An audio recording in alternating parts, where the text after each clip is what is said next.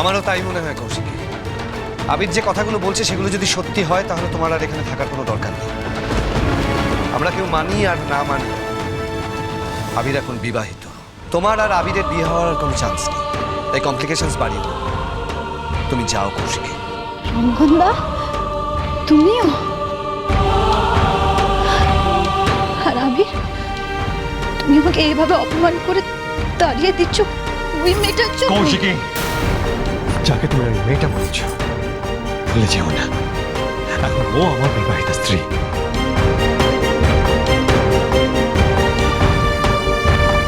একটা সময় তোমাকে বন্ধু বলেছিলাম, তাই বন্ধুত্বের সম্মানটুকু রাখার জন্য বলছি। ভালোই ভালোই মুখের কথা বেরিয়ে যাও। ঝুমুরের সাথে যেটা করেছো সেটা একটা ক্রাইম। শুধুমাত্র নিজের স্বার্থে, নিজের ভালোবাসা পাওয়ার জন্য একটা মেয়ের সাথে যেটা তুমি করেছো সেটা একটা ক্রাইম।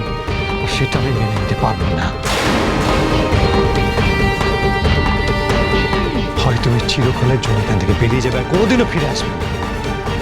তা না হলে তোমাকে পুলিশের হাতে তুলে দিতে আমি বাধ্য হব।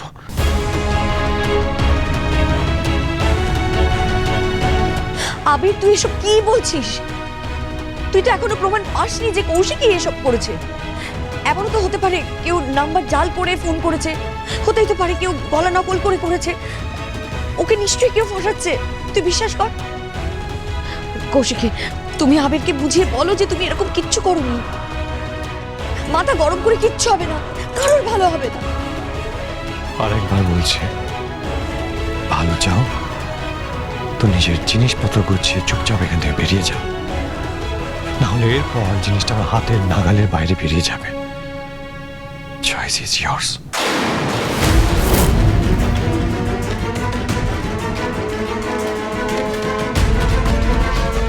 কৌশিকী, কৌশিকী, আবির, তুই কি বললি মেয়েটাকে?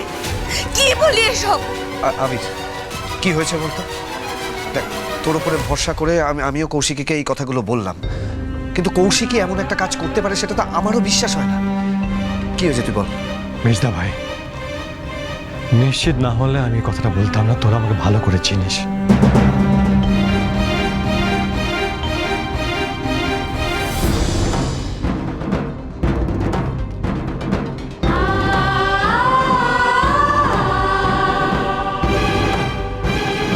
তুমি কি আমাকে সত্যি দোষী মনে করো আবির?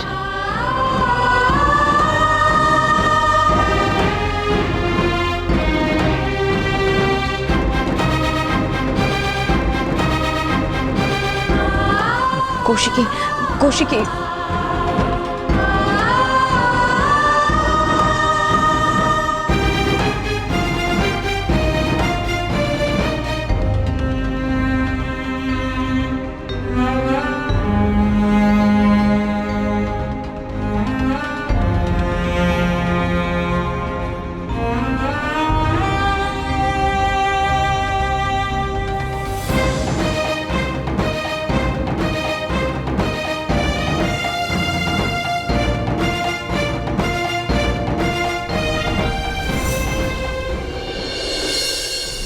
এসো ঝুমুর, আস্তে আস্তে।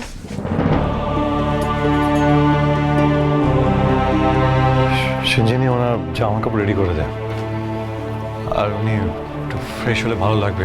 অনেক ধকল গেছে, শরীরটাও খারাপ। হ্যাঁ ঝুমুর, আসো আসো, তুমি আস্তে আস্তে বসো।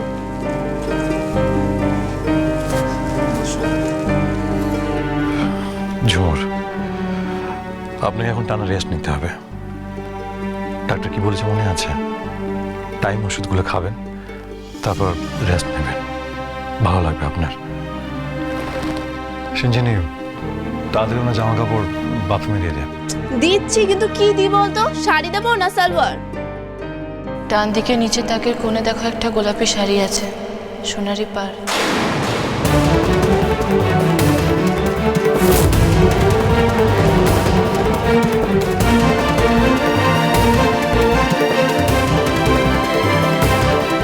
কি বললে তুমি? কোন শাড়িটা? ডান দিকে নিচের কোণে আছে দেখো একটা গোলাপি শাড়ি, সোনালি জড়ি দেওয়া।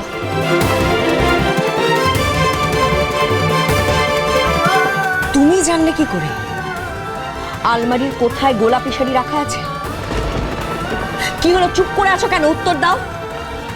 এত কিছু তুমি জানলে কি করে? এই বাড়িতে থাকার সময় সমস্ত কিছু ঘেটে দেখেছো, তাই না? এত সব এই বাড়ির একজন হয়ে ওঠা। আবির, নাকি তুই ওকে বলেছিস পেখমের কোথায় শাড়ি গয়না রাখা আছে? সবকিছু তুই বলেছিস? প্লিজ, ওনার শরীরটা খারাপ। আমি জানতে চাই না, আমার উত্তর চাই। ও এত কিছু জানলো কি করে? সেটা আমি জানি না। এক সেকেন্ড। ঝুমুর, ঝুমুর, আমি যখন আপনাকে শাড়ি বানিয়ে দিতে গেছিলাম, আপনি তো ছিলেন না, তার আগে বেরিয়ে গেছিলাম। তাহলে শাড়িটা আলমারিতে কোথায়, এক্স্যাক্টলি কোথায় আছে এত পার্টিকুলার জানলেন কি করে? এটা তো আমারও ঠিক করে মনে নেই। হ্যাঁ সত্যি, কি অদ্ভুত। ও ঠিক যেখানে বললো শাড়িটা থাকার কথা সেখানেই ছিল, একটু এদিক থেকে ওদিক হয়নি। আচ্ছা ঝুমু, তুমি কিভাবে জানলে গো? তুমি কি আগে দেখেছিলে?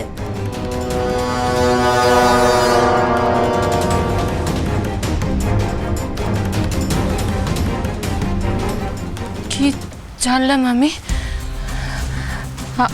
আমি কি কিছু বললাম? আশ্চর্য, তুমি তো এইমাত্র বললে আলমারির কোথায় শাড়িটা রাখা আছে চট করে বলে দিলে। কি করে বললে তুমি? এত ভালো করে ঘেটেছো আলমারিটা আবিরের অবর্তমানে, তাই তো? না না না না না, আমি কিছু করিনি। আমি আলমারি ঘাটিনি গো, আমি আলমারি ঘাটিনি। ওনার আলমারি ঘাটার কথা না মা। তাছাড়া দেখি,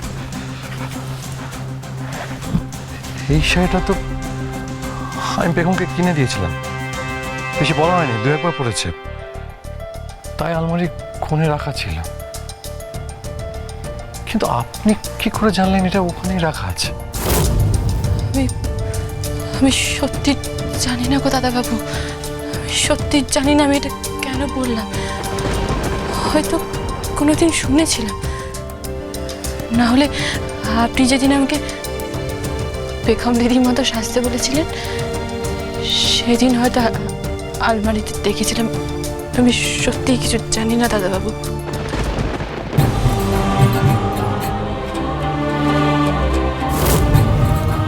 আপনাকে আজকে একেবারে বেগমের মতো দেখতে লাগছে।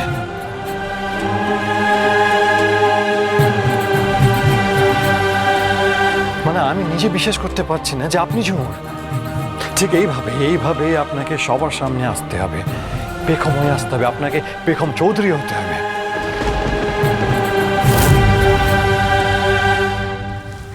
শাড়িটাকে দিয়ে দে, পড়ুক। এমনিতেই তো পেখমের সমস্ত কিছুই পড়ছে, আলমারি ঘাটছে। আচ্ছা আবির, ডাক্তার কি বললেন? ওষুধে কাজ দেবে নাকি বাড়াবাড়ি কিছু? নিশ্চয়ই খাওয়া দাওয়ার অনেক নিয়ম কানুন থাকবে, বলে দে, ব্যবস্থা করতে হবে তো। সব দায় তো আমাদের। ও বড় মানে, শোনো আমার কথাটা, তুমি একদম এত চিন্তা করো না, আমি সব জেনে এসেছি, কোনো অসুবিধা হবে না। আপনারা অকারণে আমাকে নিয়ে চিন্তা করবেন না, আমার কিছু লাগবে না। আর আমি তো এমনিতেও এই বাড়িতে আসতে চাইনি। আপনি এত কথা না বললে রেস্ট নিলে ভালো হয়। শুনছিনি, তাড়াতাড়ি ওনাকে রেডি করে দেয়।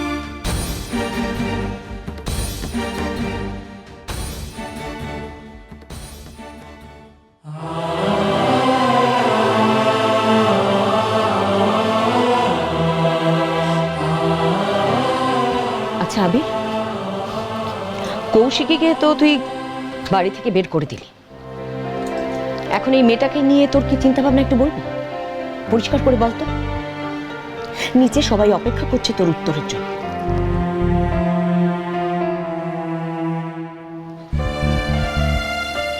এই মেয়েটাকে কি তুই তোর স্ত্রী হিসেবে মেনে নিচ্ছিস? এই ঝুমুরকে নিয়ে কি তুই সারাটা জীবন কাটাবি? সংসার করবি ওর সাথে? হ্যাঁ,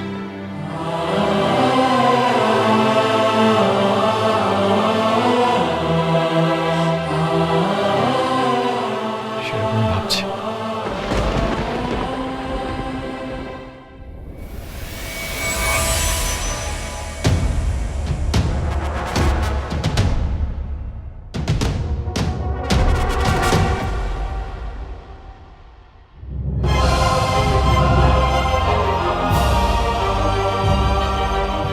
ডান দিকে নিচের কোণে আছে দেখো একটা গোলাপি শাড়ি, সোনালি জড়ি দেওয়া।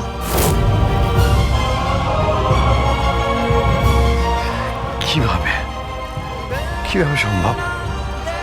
ঝুমুর এত অ্যাকিউরেটলি কিভাবে বলতে পারলেন যে শাড়িটা ওখানেই আছে?